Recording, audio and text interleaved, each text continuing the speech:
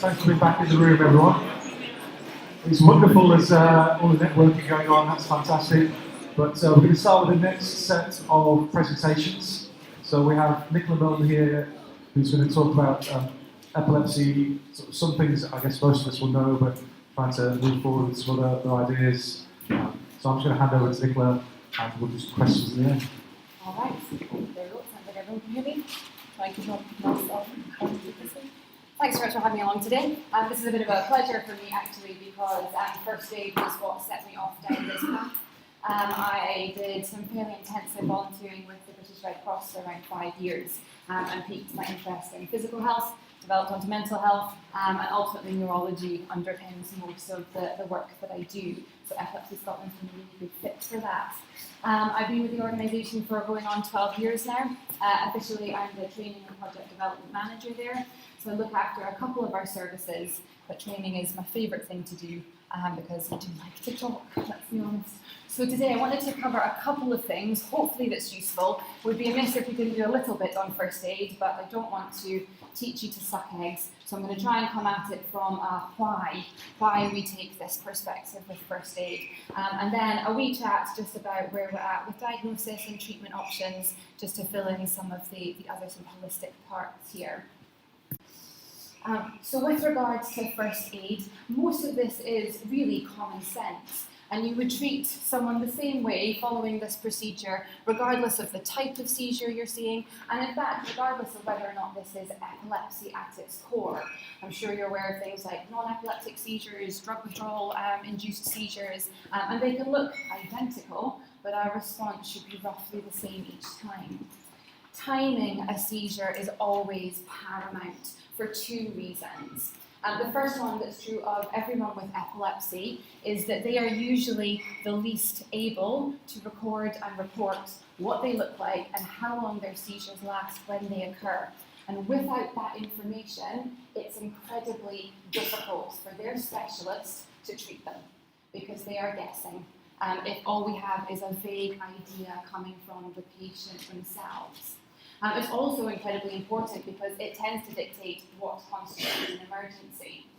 So it may be that if you're dealing with one of the more serious seizures, or tonic-clonic seizures, then we need to intervene fairly early on. But in some of the other seizures that don't affect breathing, it's perfectly acceptable to leave it a little longer. And I will come on to clarify that in just a second. Obviously, making sure that we promote breathing at all times is also very important. Nothing more than making sure that air can access the face, so you might need to look at their positioning there. We want to make sure that that pathway is secure, so removing any tight clothing around the neck, any scarves, any top buttons, making sure that the head is protected, because ultimately breathing is a brain function like everything else. So what we can do to protect the grey matter indirectly promotes better breathing. And if you are dealing with a casualty that has anything in their mouth, please leave it alone. Not only are you more likely to cause a choking hazard by trying to fish something out, but you will probably sustain quite a serious injury if they're convulsing and therefore have no idea that they've just chomped down on your fingers. Better to let the seizure run its course, inform the person that there's a potential blockage, just encourage them to spit that out, or it may be that they naturally swallow following the seizure. Safety is our next step. Obviously safety for the casualty, safety for you as an individual too. So we need to make sure that the area is as clear as possible. And if you have someone who's collapsed, that area will be relatively small, a couple of square meters, obviously making sure that there's nothing sharp, hot, hazardous like that the person could bump into or that could fall down onto the person. And for your own safety, this relates a little bit to what kind of seizure you're dealing with. Most seizures are unconscious affairs. So the casualty doesn't realise that you're there, they wouldn't do anything to deliberately put you in harm's way, and you would just need to be conscious of your movements and your proximity. But there are several seizures where a person retains an amount of awareness. These aren't as common as our better known tonic-clonic seizures, but to give you an example in case you're unsure, with complex partial seizures, or more recently named focal onset impaired awareness seizures, people do retain an amount of awareness, of consciousness. So one lady I supported several years ago had her first complex partial seizure in a supermarket. She took off all her clothes, climbed into her freezer and started washing herself with a bag of frozen vegetables. And that's because what happens to her brain during her seizure is that the part of her brain that knows how to wash has a seizure. And in a seizure, during that electrical disruption, signals still get sent out from the brain, some of it still make it to their destination, and that has an impact on her behaviour. And so therefore, a lot of people might look at that kind of seizure and not recognise it as such, because they might be quicker to assume that she was under the influence of drugs or alcohol, or there's a mental illness maybe at fault here, but not at all. In fact, she's completely unable to control this. It is a seizure, it's a neurological interruption, but she retains enough awareness to act out on the very muddled messages being sent from her brain just now, specifically from the part that knows how to wash. So in dealing with a seizure like that, where the person can probably still see you, can probably still hear you, the difficulty in there lies that they don't recognise you, they don't understand what you're saying to them, because both of those are very complicated processes that they don't have capacity to be involved in just yet. And so in fact, how we approach a casualty like that is sometimes quite concerning, because it can be perceived as being intimidating or threatening, particularly if you're then trying to get this woman out of the freezer or cover her up or be very hands-on when she doesn't understand the necessity for that. All she understands is the muddled messages from the seizure right now. So you can in fact make a seizure worse. You can make it last longer if you distress someone while they retain awareness in their seizure. We then need to clock any injuries as they've happened throughout the course of that, and obviously make our own informed decisions about the level of input there, be it some first aid, be it that we're going to need someone to assist A&E, be it full-blown 999, just depending on the results there. And I like to put in a section about recovery, because in honesty, some seizures are so quick, and some can be a fraction of a second, in fact, that by the time you've remembered today's talk, something about Cassier, the seizure's over, we're in recovery, and actually you're supporting them more with that aspect than the seizure its physical self. And recovery will vary drastically, casualty to casualty. It may be that some people are quite coherent, they can sit back up, they can make themselves comfortable, and they can assist in whatever first aid is required. Other people may be exhausted, unable to stand up, still really struggle to respond to their first aider there. So either way, some of the things to consider are, if they are unable to make themselves more comfortable, to rise to their feet, obviously we prefer the recovery position above all else. That will also promote better breathing and keep it clear should the person vomit. Some people do vomit during seizure, some people vomit during recovery as well. Same can be said, of course, for things like incontinence, so we need to keep that in mind.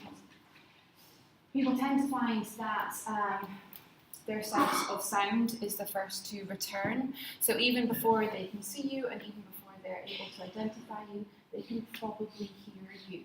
And the kinds of things you would appreciate they want to hear are what's happened, where am I, who on earth are you, what's going to happen next. But not all of that information filters in immediately, so it helps to keep your comments very short, very repetitive, very slow, and also to speak to the person in the absence of any other noise. Because as soon as you have a conversation, radio chatter, TV in the background, the person will not be able to separate those different streams from each other. Keep everything as private as possible, so usher away any bystanders. Sadly, because of the rise of the mobile phone, people with epilepsy are often even more tentative about going out because they worry that people might snap photos, they might film things, so they would much prefer to come around just with the one person there helping them out. And please be aware of any post-ictal confusion following the seizure. That simply means confusion following the seizure. Post-ictal state is the brain trying to ascertain what's happened, to make sure all of the levels fall back to some sort of healthy norm, and their behaviours can still be very unusual while that happens. One of the trouble as a first aider is that the person may well be able to answer your questions appropriately.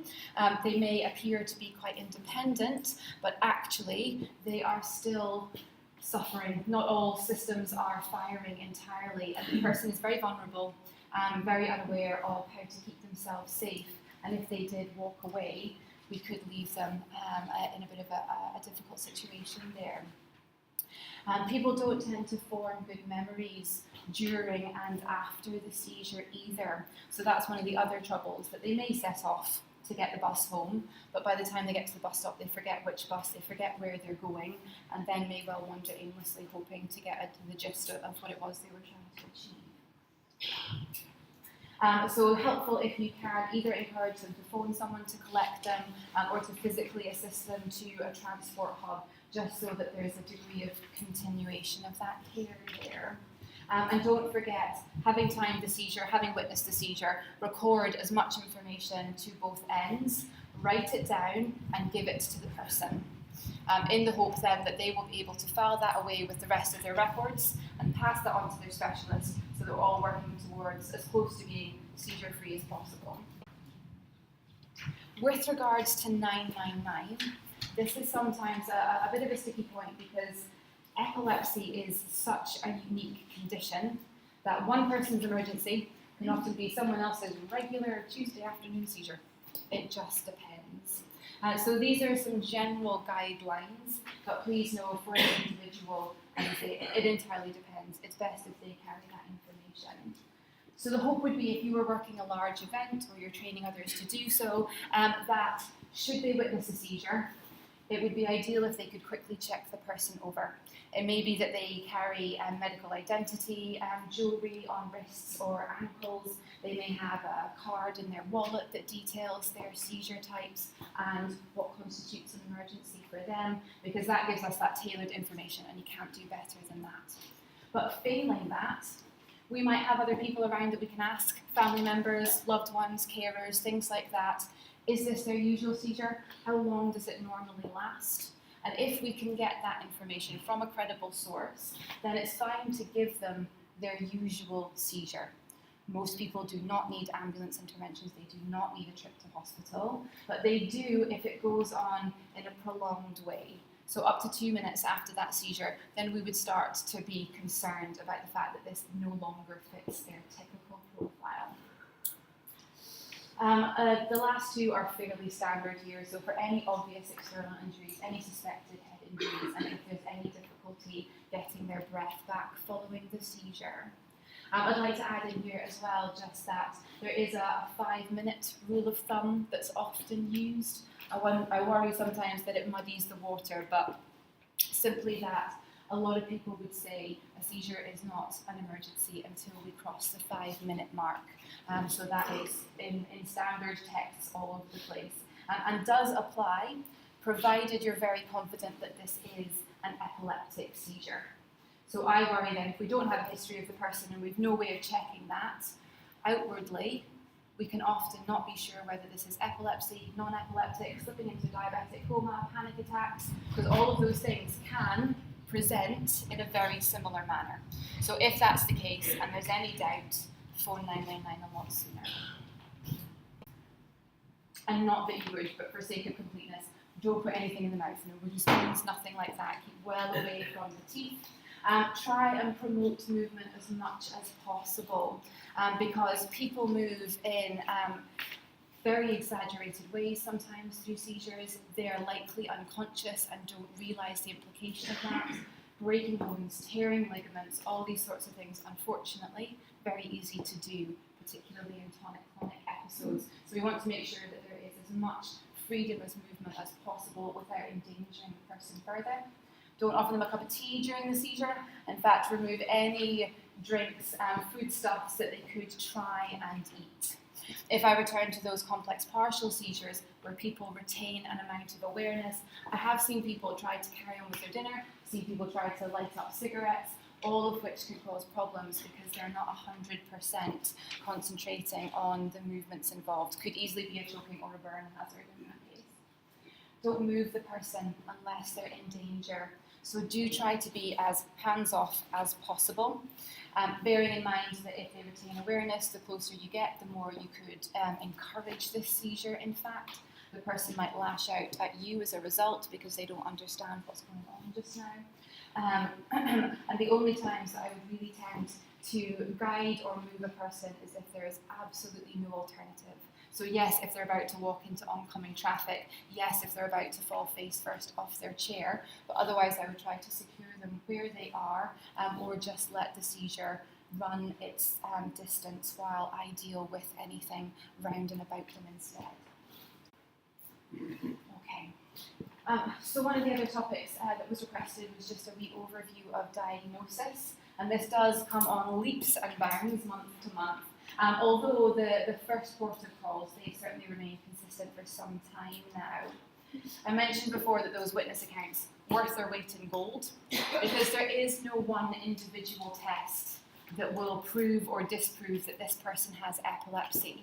We have to come at it from as many perspectives as possible, and then that on the whole will lead to a full diagnosis. So as many witness accounts as we can. Also, we care about what the patient can describe, whether they were aware, whether they formed any memories during that, because that starts to tell us how much of the brain and what parts of the brain are involved here. So if we do suspect epilepsy, we run these in tandem on occasion. The EEG on the second bullet point there, or our electroencephalogram, is a really smart piece of kit made up of 20 small electrodes that sit across the scalp. It reads the electrical chatter that happens towards the surface of the brain and gives us a very zigzaggy printout. And basically a specialist can look at that and pick up epiform activity, unusual activity that relates to epilepsy. If the person has any seizure activity while that device is active, we would expect that an ECG that looks at the heart will also pick up on small fluctuations there. Because before, during and after seizures, our blood pressure and our heart rate are also affected to varying degrees. That gives us a bit of a snapshot though. It's a yes or no, we suspect epilepsy. So then we like things like our CT scans or MRIs, which can look internally at the structure of the brain. So it's in cases like that that we would want to rule out any other underlying problems, be it an abnormal growth, if we have tumour there, an infection, meningitis, encephalitis, that sort of thing, any malformations, any lesions, because anything that negatively affects the structure of your brain significantly increases your chances of having seizures as a symptom of that. So I've listed some of those underlying causes here, and a few more besides that we could rule in or out. Having said that there are these possible underlying causes, this is only true of 30% of our 600,000 people in the UK with a diagnosis of epilepsy right now. So that remaining 70% are termed as having idiopathic or cryptogenic epilepsy, which basically means it's either genetic or we have no idea, sadly. So most cases we are unclear as to why this person is having seizures. There's a lot more work being done down the genetic route now, thanks to all of the work that's going on in the States, mapping the human genome. And there are in the realm of 60 genes now that have been identified, where problems with deletions or mutations have led this person to develop a case of epilepsy.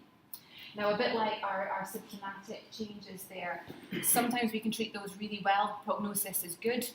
Other times we don't have a good solution for this. There is no medication, there is no intervention yet that has been proved to reduce this person's or eliminate this person's seizures there. Slightly easier, of course, if we're dealing with hereditary cases, because if it's already well documented within the family, we know what we're looking for. So the next generation can be tested very quickly. Much harder if this is a spontaneous new case, no history before, in which case, needle and haystack, basically. And sometimes leaps forward here have been entirely accidental, in fact. So one consultant neurologist that I spoke to a while ago was telling me about a lady down in London. She had refractory epilepsy, which means very difficult to treat, very drug-resistant epilepsy. And she's having seizures all day, every day. She wasn't a good candidate for surgery. All of the medications had failed her, and therefore her prognosis was very poor. In fact, this would probably be fatal for her at one point or another. And in desperation, her team sent off a sample to the lab to test for some of the known genes. But she didn't really fit the other criteria we would expect for that to come back positive.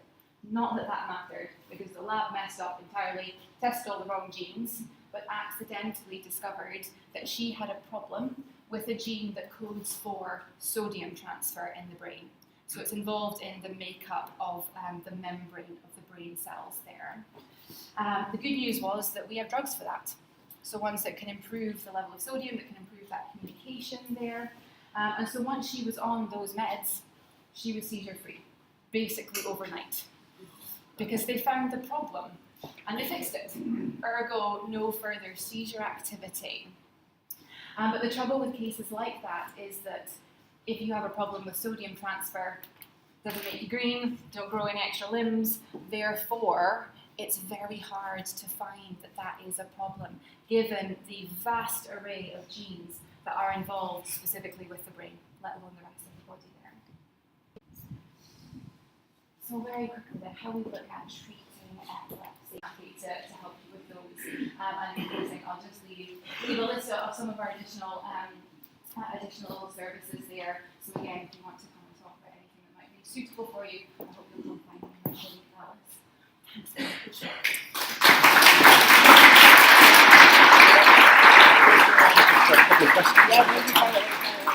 So we're going to take a couple of questions if anyone has any questions before we move on.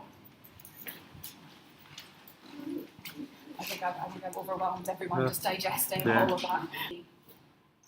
Again, there's not much that's new here, although I'll maybe tag on a little bit about cannabis, because I know that's been in the media an awful lot recently.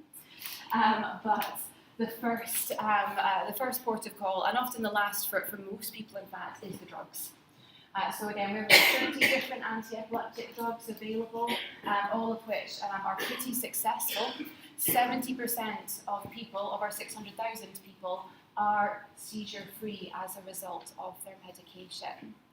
Now, a lot of the meds, they do pack a punch. The side effects are pretty vicious. Sometimes the side effects can encourage further seizures until that starts to settle down. And we could go into the realms of the drug interactions and everything else that has a role to play here. But as I say, on the whole, the drugs are doing a very good job of treating epilepsy. The worry is, of course, that with medication like this, we're treating the symptom, we're treating the seizure, we're stopping the seizure, but we're not handling whatever is causing the seizure, because again, in most cases, that's unclear. So it still leaves 30% of people who are drug resistant and don't respond to the usual solutions. So there is surgery, certainly, and that's being carried out more and more, and on younger and younger patients as well. So in fact, surgeons tend to prefer to work with infants, and we have technology that can detect seizures in utero. So in fact, this surgery could be scheduled before a baby has even met the world. And the benefit of that is that if you're working on infant brains, where those neurons are still unformed and haven't decided if they'll be visual cortex, hippocampus, whatever else, then if you remove the area of tissue that's leading to the seizure activity, there still remains plenty undifferentiated cells to fill in that gap as this child grows. So most will develop fine, no further seizure activity because we caught it young enough, in fact. So not to say that it doesn't happen in adult populations plenty as well, but the rehabilitation takes a lot longer in those cases. There is an implant called the VNS, or vagal nerve stimulator. It's inserted a bit like a pacemaker And it's relatively small, so those are our two devices there, about this sort of size, but quite flat, and it sits just here on the upper sort of left side of the chest.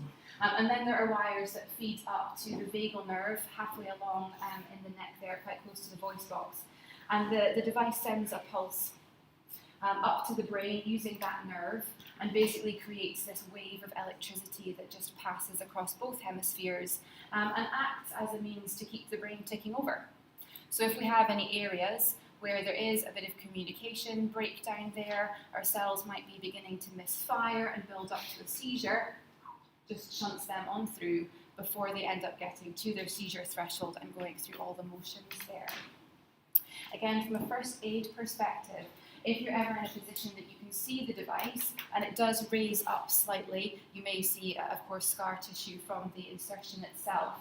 The person will often carry a magnet on them, usually around their wrist, on a band, and it can start the device manually. So if you witness a seizure, you quickly discover that this is happening, you can take that magnet, swipe it over the device, and it sends up a pulse 0.5 hertz stronger than usual, that can act as a means to curtail the full seizure that they're in right now. So the general advice there is, if you have this available, do it.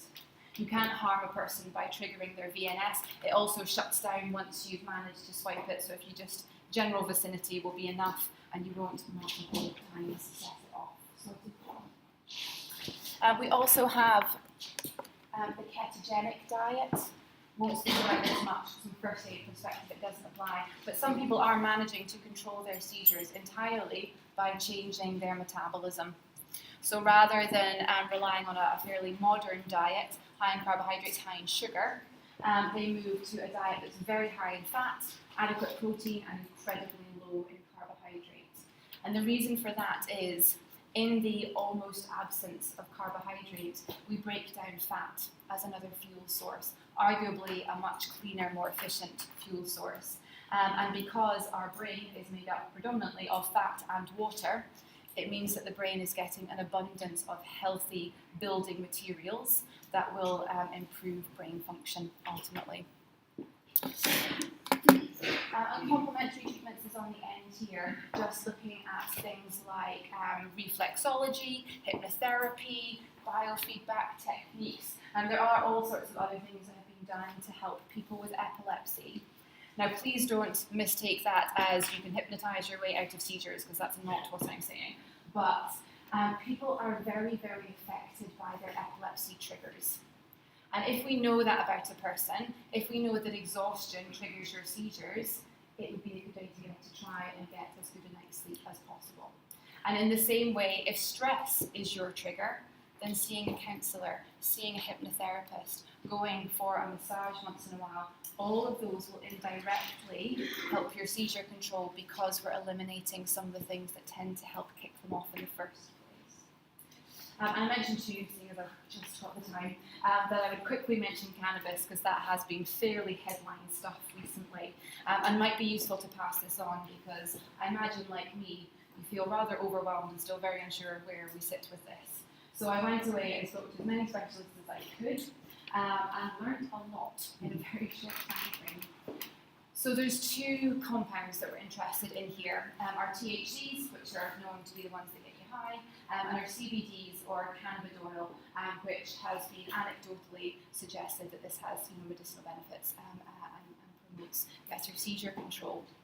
Now, if you look at the actual data, let's bench Facebook for a moment, but the actual scientific data, there is nothing that suggests that THC is good for your seizures. In fact, there's only one paper that says it promotes seizure control. That it promotes seizure activity. So it would be one to be avoided, but there are lots of families that are really campaigning, feeling that this is the one that works for their son and this is what they need. But however likely that may be, science does not back up that statement.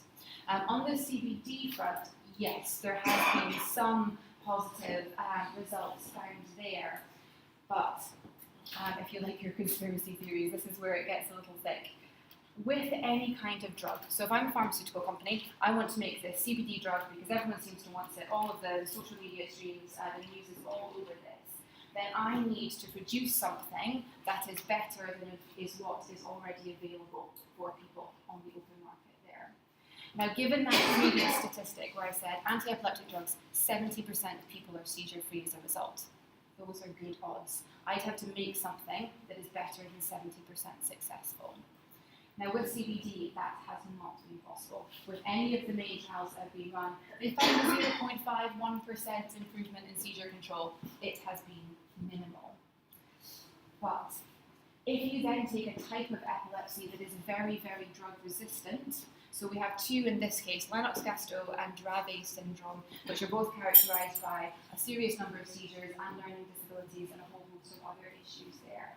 As I say, they are drug resistant. So 0.51%, that's better than where we're at right now. So a big pharmaceutical company in the UK has managed to get a CBD-based drug licensed for Lennox-Gastaut and Dravet syndrome. But the trick with that is that once you get a medicine licensed in any form, it can be used off license, which then opens this flow for anyone with epilepsy to come to their specialist and say, I want this drug because I've heard it does amazing, miraculous things. Look at all this stuff online. But unfortunately, most of that is fueled by cannabis lobbyists, basically. Growers, we are a massive exporter. We actually produce 40% of the world's legal cannabis. We sell most of it to the States. So there is billions to be made if we can break into the market in the UK here, because it's already there. We just need to open the door in a different direction. So there's an awful lot going on here, and unfortunately, science definitely doesn't back up what we're all being flooded with through other channels. So as I say, not relevant to a first aid perspective, but I found it fascinating nonetheless, so hopefully you agree. So thank you folks, it's been a bit of an odd round the houses there, but I will be here the rest of the afternoon just at the front desk if you wanted to catch me for any specific questions. Be more than